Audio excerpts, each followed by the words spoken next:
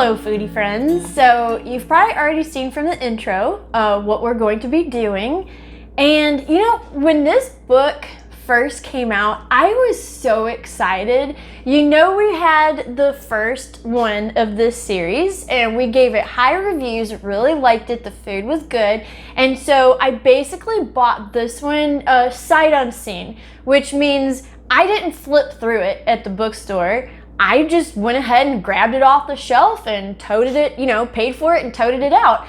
So that's how excited I was. Could not wait to get this home and just cook out of it and really do a really cool video on it and really bring it to you guys and be like, wow, look at this, you know, awesome, another Downton Abbey cookbook.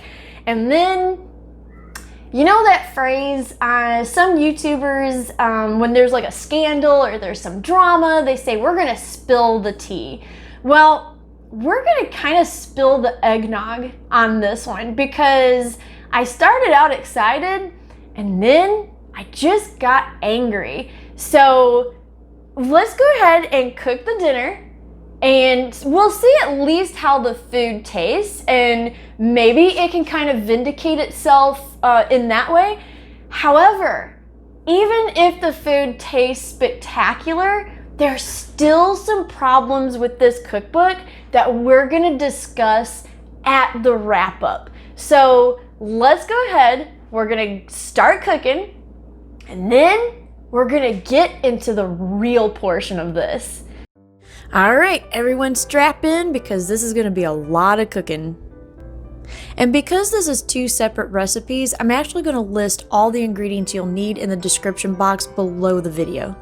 So first I went ahead and got the mutton ready that will go on top of the mutton chops. So you're going to combine your mutton, egg, breadcrumbs, Parmesan, parsley, salt, and pepper and mix that well.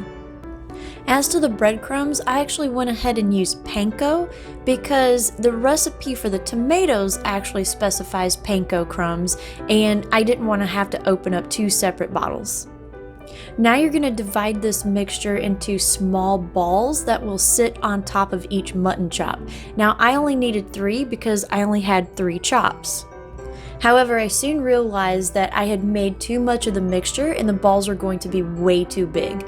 So I took 1 and divided that into a further 3, which I will use for the chops, and then the 2 left over, I just saved those to make into meatballs for spaghetti, another meal, another day. And at the time of this recording, I actually used them today and they turned out to be really good with spaghetti. And now we turn to our tomatoes. Go ahead and with a really sharp knife, score an X onto the top of each tomato on the blossom side. That will make it easier to peel. And you're going to carefully lower them into some boiling water just for about 15 to 20 seconds until you see the skin start to wrinkle. That way you know they're going to be easy to peel. In the meantime, go ahead and get a skillet really hot. Add some oil. I also added a pat of butter. And when it's sizzling hot, go ahead and add your lamb chops. And just to make things easier, I actually had my husband come in and turn each lamb chop onto each side, including its sides, in order to brown them thoroughly, so I could continue to put my attention on the tomatoes. And you can see here they're starting to get kind of that wrinkly skin look, so they should be ready to pull out. Have a bowl of ice water ready to immediately submerge your tomatoes right out of the hot water. I don't have an ice tray, but I do have these really colorful reusable ice cubes and they work just as well. Now you're going to go ahead and peel your tomatoes. And for some reason the book said to dry them with a paper towel, so I did that, but I'm not really sure what that step would have done. And then carefully cut a very thin slice off the bottom of the tomato. And this is where things got really difficult. So, of course, in December, tomatoes are not the ripest thing to get, but that made scooping out these tomatoes really hard. The tomatoes looked ripe, but they were not entirely ripe on the inside. You can see me struggling here a bit, and quite frankly, I just kind of gave up. What insides you do get out, go ahead and put that in a strainer over a bowl. However, because they were so unripe, I didn't really even need that. Now that you've scooped them out, you're going to go ahead and put them upside down on a paper towel so that they can drain. You're going to put the insides in a blender, and to be honest, I went ahead and used the skin and the top that I cut off just so I would make sure to have enough and not to waste anything. And here's where my camera cut off and I didn't know. But I can tell you that in a bowl, you're going to add your tomatoes that you pureed, along with your cheese, your breadcrumbs, and salt and pepper, and mix that well. And I just kind of eyeballed it since I'm only doing 2 tomatoes, and so I cut down the ingredients. And now on to our pitiful little tomatoes. We're going to try to break an egg into each one. And now because I had so much trouble and kind of butchered them in a way, some of the egg actually ran out onto the sides and ended up cooking a little bit on the bottom of the pan. Now sprinkle the tops of each egg with salt and pepper, and then you're going to be ready to spoon your mixture on top of that. And now you're going to bake the tomatoes at 350 degrees for about 30 minutes. And now back to our chops. Add the mutton mixture ball to each chop, and then on top of that you're going to sprinkle even more breadcrumbs along with some more cheese, and then carefully balance little butter cubes on top of that. Now you're going to broil them by placing the rack about 4.5 inches away from your broiler for about 10 to 15 minutes. I found that leaving my broiler on low was the best way to go to cook them thoroughly. Okay, so it didn't take too long. Yeah. I don't think, not as long as last week's did. I have a few thoughts, but let's just You want to taste it first? let's and see just judge the recipe, the food itself, before we get to this the thing. cookbook. Yeah. Okay. I'm gonna start with the lamb first. Yeah, it smells really good. It does smell good.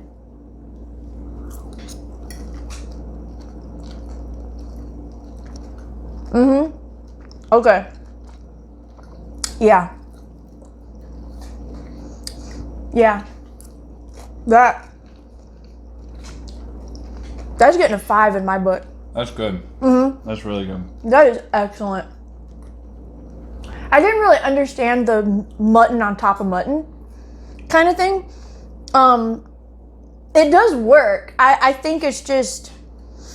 It kind of ties the two together a little bit. Yeah, and I kind of think, like, you made a point yesterday where it was kind of like people who were so rich in the Edwardian period basically just kind of showing off. Yeah, That they can put an for expensive show. piece of meat on top of an expensive piece of Right. meat, and it doesn't matter to them. Right. Which is what I think this kind of case is this kind of like we put lamb on top of lamb because we can. Yeah. You know? But it does, I think it does actually add to the flavor a little bit. It does. It makes Like, me want there's to some- keep eating. Yeah, there's some benefit to it. It's not, Yeah. just for a show, I don't think. No, as much. it does I think taste there is good. like a function there. Yeah. I would definitely give that a 5. Oh, yeah. Now the That's very good. tomato, I'm a little worried about, because tomatoes obviously aren't in season. I got hothouse grown tomatoes. I thought they were riper than what they were. They really fooled me. So I had a lot of trouble with these tomatoes that you wouldn't normally have had in the summer. Right. Like if you're but growing it is your own. it is a Christmas cookbook, so Oh, this you is know what? something, this is something you should have been able to get this time of year. That's true. I didn't even think about that. That's a sneaky little recipe. Yeah, okay. But that being said, this may be something we could do better in the summer. Yeah, okay, let's go ahead and at least...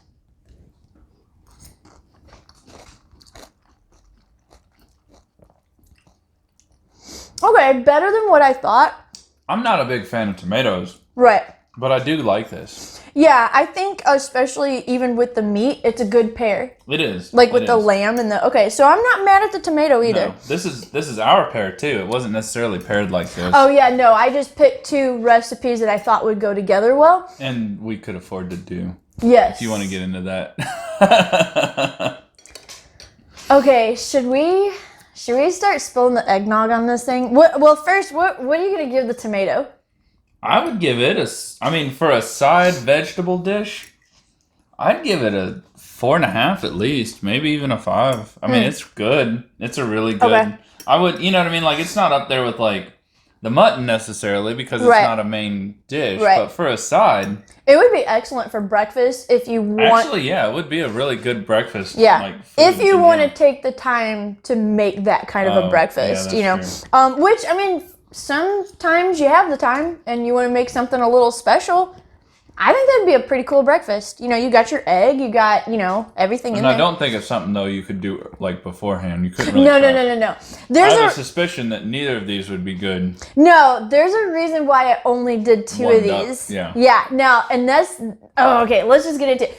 Guys, I'm so mad at this cookbook. I made notes. I'm not kidding. For the first time on a cookbook, I sat here and made notes. Okay, so let's get into, okay. Bear in mind, this is a $35 cookbook. Which is a little on the high. I mean, it's pretty high. It's pretty standard for like high-end cookbooks at this time. For something that you're getting like if you were to get like a known cookbook, right? It'll be about the same. Like Gordon Ramsay's going to be $35. Gordon Ramsay, you know, some of those will be that much. However, East Tennessee has some of the highest sales tax in the entire state. Yeah, well. So we do. We have ours higher than this in the state, highest tax in the state. We pretty much have the highest sales tax because in the United States, the county adds to the state.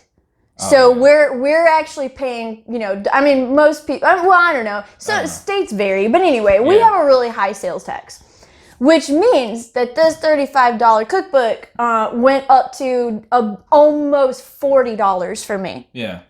So I've got 2 $20 bills stuck into this cookbook. Okay, so for $40, this should be an awesome cookbook, right?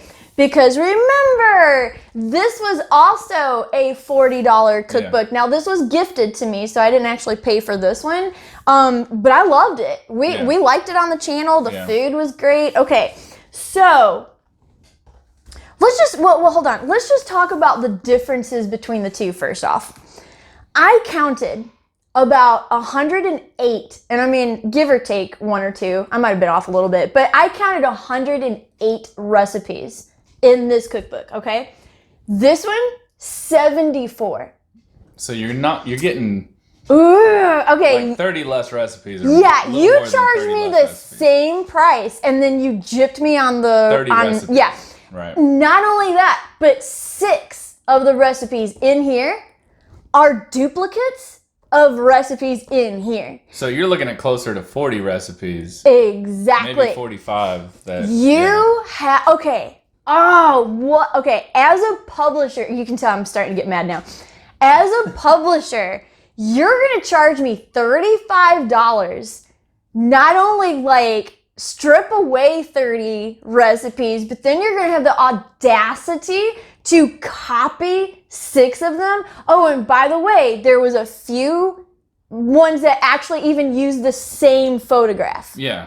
So you had 6 seasons of Downton Abbey. Don't tell me you had to like copy use photographs. The same photograph. Come on, that's lazy. Yeah. That is lazy. Yeah. So okay. They're just banking on the fact that it's Downton Abbey. And don't even if the publisher, I know I'm a tiny channel. We're a tiny channel here at a Cookbook Collector, but if the publisher does so have, because I've actually had a couple of cookbook authors actually watch some of my videos in the past. If the publisher just so happens to be watching, don't even for a second act like, well, these are 2 separate cookbooks and we didn't think you guys would double up and buy both. Come off it. Don't even go there. It's a very different. This is a Christmas special cookbook. Don't you even pretend, if you're going to. You might not. But if you're gonna pretend that someone was gonna buy one or the other, oh my gosh, do I call bull. This is a Christmas. If you bought this one, why would you not buy the Christmas one too? Why would you buy the Christmas one and not buy this one? Exactly. You know what I mean? Like, if you're a Downton Abbey fan, of course you want the complete collection. Yeah. You want both. I mean, what are they gonna do for Easter? Like 20 recipes and 7 of them copied? Come on. I mean, you know, and then pretend, oh, we didn't think you were going to buy that one too. Yeah. You're not going to buy that. You're not going to buy the Christmas special if you don't already have the regular. Come on. That's like watching all 6 seasons of Downton Abbey and then just deciding, I don't want to watch the movie. Yeah. And I would rather them have, like, just not added those 6. Like, you already cut it down by 30 recipes less. Yes! Like, don't put the 6 repeats in there. No! There's no reason for that. You know, Britain has a longer food history than America does. Don't tell me you had to copy because you ran out of recipes. Right. No way. I have a whole collection. If they would have asked me, I've got a whole collection of cookbooks back here. You want some, like, you know, British Edwardian recipes? I got you. Yeah. You didn't have to copy. Yeah. You know, so there's that little thing that's just, okay. So, in terms of just the recipes themselves, now you made a good point yesterday where you said they're either way too fancy or just way too plain. Why did you put that in there? The plain ones are far and few between. Yeah, I will tell them that. There's not that many in there, but there's ones like an apple pie, and it's like an apple pie. Who doesn't have a Betty Crocker cookbook in their collection that has an apple pie? And the thing is, there isn't really anything special about that recipe. No, they added confectioner sugar to the dough. That's it. Ooh. That's the only difference that you'll find from like any other conventional apple pie. Yes, and they tried to fancy it up with a special kind of sugar. I'm not going to say it because I'm going to pronounce it wrong. Just suffice to say, it's turbinado. It's raw sugar. Come on. Yeah. It doesn't taste different. I mean, if anything, you have to use more of it to get like the same sweetness well, I mean, you level, got the maybe. confectioner sugar, but you got maybe they offset it with that. But I'm just saying, there's not really like we've had some the apple pie that we've done. I mean, they added cheese to the crust. That's something really different. Yeah, that's something really weird. And we were just like, whoa, that's, And it was good. It was an interesting, like, new flavor. Cheese and apples. There's no really new flavor in that. It's just... No, it's just apples and turbinado sugar. It's more expensive ingredients, but they're not for no payoff. They're not different. Yeah, it's just a different kind of sweet. Yeah. You know what I mean? I'm like referencing my notes here just in case. A lot of the recipes are overly complicated. Like I would be interested to know who this in this cookbook author, like the person that picked the recipes. They are an actual food historian. I would like to know what they and the publisher thought their audience was going to be.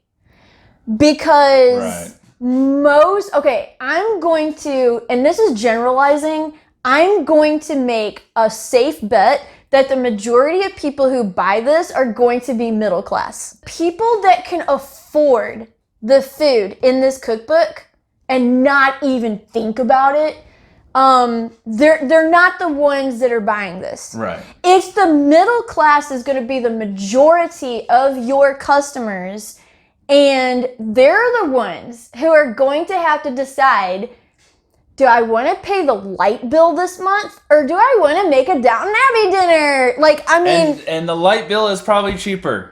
Who's going to do that? Okay. We need to get into that. Just how much is it? Because we picked, number one, we cut down on this a lot. We made 2 servings where the recipe called for 12. Oh, They wanted me to buy 12 mutton chops. Okay, this is good. I like it. Yeah, it's really You can good. adjust the quantities inside. Yeah, you'll. So that's not. And that's just not in horrible. case There are some recipes you can't adjust. There's a size. lot of recipes in here. You need a whole cannot. quail. You can't go with half a quail. Yeah, you're But- getting the whole partridge.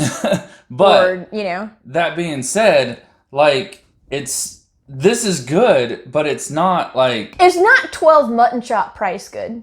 Still asking a lot for most people. yeah, it's a It's that's a an lot. expensive dinner. And let's just get into one of the recipes in here. Oh, and that's not even to mention some of the special pans that you would have to buy. Yeah, And like I said, special molds. we had a hard time finding a recipe that we didn't have to do a ton of special stuff for. Exactly. So, like, most of the stuff in here, like, and here's the thing that gets me about it, a big part of what gets me about it. You've got a few recipes that aren't that special. Right. Like, nothing fancy, nothing Like blah. potatoes in a pan. You've got some that are just repeats from the other one. Right. And then there's not really anything in between. Like there's either like it's fine if you put like a few crazy, ridiculous, expensive dishes in there. Right, Just for show to say, hey, if you really want to just Yeah. go all out, you can go all out. Yeah. But every other thing in there is that. Yes. Like we actually couldn't get the ingredients. No, there's a lot of for a ingredients lot I of these. can't get we here. couldn't even find. I mean, Right. the mutton was difficult in our area. Right, But there was a yeah. lot of stuff that there was just no opportunity for. We No. had to get shipped from another country or Yeah, something. I had to even look at a website from Scotland, and I don't even know if they ship to the United States, but that's where I was Right. going to try to find. So you end up having to substitute stuff, and then you're not really making that recipe. Yeah, if you're So it's- substituting, why do you need the recipe in the first place? You're just Yeah. making your own thing by that time. I mean, there's some stuff you could do, like some of them have like 4 or 5 different expensive meats all Yes. in one recipe. yeah. And it's like, if you cut those out, then you're just making a regular Then thing. you're just making a chicken dish. And that brings me to the point with this one. This book was literally divided into upstairs, downstairs. Yeah. So you had just a few crazy recipes in the upstairs section, with several that you could make, along with the downstairs, which was more, Accessible to most accessible people. middle class food. Yeah, that you would be able to find. Not this one. Nope. Yeah. Like, I guess they just assumed that servants of the time just didn't like celebrate Christmas at all, and I guess they just didn't eat. Yeah. They just starved to death for Well, Christmas that- because like why couldn't you have a This is- downstairs Christmas section? exactly this Yeah. is nothing but upstairs. Yeah. And They you didn't could have say it, but it's implied in the recipe choices that they made. right. And the six that were copies were like the 6 hardest to do recipes from that one. I know. It's like, I mean, if you live in an area where you can get fresh oysters and stuff like that, then or that's you great. hunt quail yourself. Or if you hunt, yeah, Or- I don't yeah, know. I mean, do we have pheasant? I mean, maybe you could go hunt pheasant. I don't even know. I don't know where you could get that in a grocery No, store. I don't. No. You can't. You know what I mean? Like, Oh. you can't go to a store and get that. Okay, but here. let's talk about one of the recipes. I know we're like we were gonna try to keep this short, but we're getting so mad. We're like, good. One of the recipes just for the meat, 6 different meats. Okay, there was like bacon, partridge, pheasant, quail, chicken, and rabbit. All in one recipe. One. Okay, it would have cost me. Not to mention the alcohol. Oh yeah. I added the bottle of Madeira wine Yeah. to this price too. It would have cost me $183. And that's not counting the shipping. Oh, that's not counting because we the couldn't shipping. we would have to get it shipped to us. You'd have to have yeah. it dry iced and overnighted Yeah. to it, to keep the meat fresh. So that's not counting shipping. We're looking, and that's not the other ingredients either. Yeah, that's just the meat. and wine. You're looking at possibly a $250 recipe. Yeah. When you calculate shipping from So Scotland, when we said you might have to choose between your electric bill and one of these recipes. we were not kidding. No, not at all. Like, our electric bill isn't usually that bad. No, I So- mean, it's crazy. Yeah. $250 Okay, maybe an upper middle class person, but for the vast majority of like millennials and people, you know, like maybe older people that retired that are watching, you know, on a pension or whatever, like, who's gonna spend 200? And by the way, you could not cut that recipe down. It was like folded into a pie and all this other stuff. You needed all of it. Like, you can't no just halfway you can't do like this. we did with this. Yeah, so a 200. So I would almost argue, that? I would almost say that what we made here is probably the only recipe worth getting that book for. I would the only two. I want my $40 back. Is what I want. It's probably the only recipe worth getting that. Yeah, and I mean this recipe for us for 2 people was probably close to about $40. Yeah. That I put to make this. So we're looking at a $40 lunch and a $40 cookbook that the rest of the recipes I'm not even gonna look at. They're not even. Yeah, we can't even. I mean, we might. And there's another good sometime. There's another good point too. We're not calculating. Okay, I know some people keep like a liquor cabinet and some people don't. Yeah. You know, we don't drink, so I mean, I cook with it sometimes, but we don't like, you know, we're not social drinkers, so we don't keep like a liquor cabinet. So for us to make like the majority of these recipes, most of the recipes require 2 to 3 different kinds of alcohol. So, and alcohol is expensive. I mean, some of it, you know. Yeah, so you're looking at brandy and rum and champagne. At $30-$40 a bottle for some of that stuff. For some of it, if you're wanting something good, you know, like... And it takes cooking wine, a bottle we of all know that's 4 different kinds or something. Yeah, so you're looking at, and then for those of us who don't drink normally, like we've got this bottle of alcohol. I know. Then what do you do with it? And then you use like 3 tablespoons of it. I thought if we cut ourselves and clean a wound, maybe. But I mean, do you want to clean, you know, a wound with $40 bottle of brandy? I don't know. You know what I mean? It's like, come on. The rubbing alcohol. We did notice the quantities are always too big. Yeah, it's not for 2 people. No, there's no recipe in there for 2 people. No, it's always like a big. It's something big. Yeah, and I mean, I understand. For a Christmas gathering, you expect more than just 2 people. Like they're maybe thinking of doing it as a family gathering. Yeah. Okay. So maybe this cookbook was made for large gatherings only.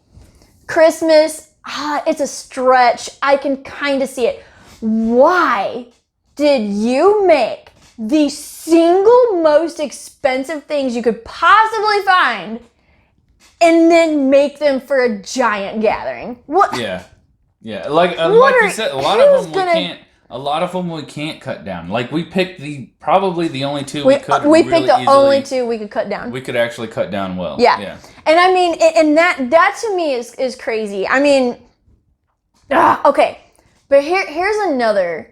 So you may be thinking, but really hard. Lita, Mitch, we love Edwardian food. And Edwardian food at that time period for rich people was always complicated and expensive and stuff like that. And I really, really want to collect it because I want to try it at home. I got one for you. We've already reviewed this several times on the channel. I've got a 4-part special about the sinking of the Titanic along with this cookbook, and we make 1st, 2nd, and 3rd class food out of this. All of it was spectacular. All of it. I've cooked out of this so many times just for everyday food, you know, not just like anything special, and it's always good. It's consistently It's got a special flavor to it. Like there is definitely something special about it's very special. And it, granted, some of it is a little bit more work than what you would normally do. Some of it's got some like more expensive ingredients. There is a lobster dish in here. There's some more expensive ingredients here and there. Yeah. There's nothing in here that's going to cost you $200 to make. No, absolutely not. Unless you do like you quadruple the recipe size or something. Maybe even that's iffy. Yeah. But like, and this is 1912. This is Edwardian period. If you're wanting Edwardian food and historical food, this one, like, skip this. Yeah. Don't even touch this thing. Even this is great. Better, go back to the original one. Oh Oh yeah, just stay with this one. If you've got this one and this Titanic book in your repertoire, then you don't need this. No. You don't need this at all. I would be shocked if you bought this and was like, what are you talking about? I can make at least 30 recipes out of this book. No trouble. If anybody could make half of the recipes out of that book, yeah, I'd be shocked. You're going to be doing a lot of Amazon shopping. Yeah. For molds and pans and exotic ingredients and stuff. Yeah. And it may not be so exotic in Britain. Maybe not. They may, you know what I mean? But for in the United States. Maybe certain parts of the United States. But I don't know of any. New York City, I'm sure you could find a majority of these ingredients. It's still not going to be cheap. No. It's still not cheap. You're still going to be lucky to come out under $100. Yes, that's correct. Okay, so let's make sure. I think we eviscerated this cookbook as much as we can. Yeah. And we don't normally, I try to give every cookbook the benefit of the doubt. Yeah. And I really try, but you know what? At the same time, I'm not going to lie to you guys. Like, if this isn't worth your money, I'm not going to tell you to go and spend $40. Well, I mean, depending on your sales tax, but $35 on a cookbook that I personally do not feel has any practical use whatsoever. I don't know that we're ever going to cook out of it again. I don't know either. I mean, really don't. I like this food a lot. Yeah. But I might make it again one day. Maybe. I mean, for something special, but like. But I might go back to my Titanic one probably. Yeah. Yeah. You know? I don't know that, like, I'm honestly, like, you know, you could have got a good steak that. Yeah, that's true. And done some of this just as easily. I don't know that was really any, like, that different of a taste. I mean, I think it's. Yeah, I mean, if you pay that much for a steak, you're going to get just as good a cut of meat. You know, I would say probably more meat. Yeah, definitely more meat. This is like tiny. I would say I'm hard pressed to even give this a 1 star.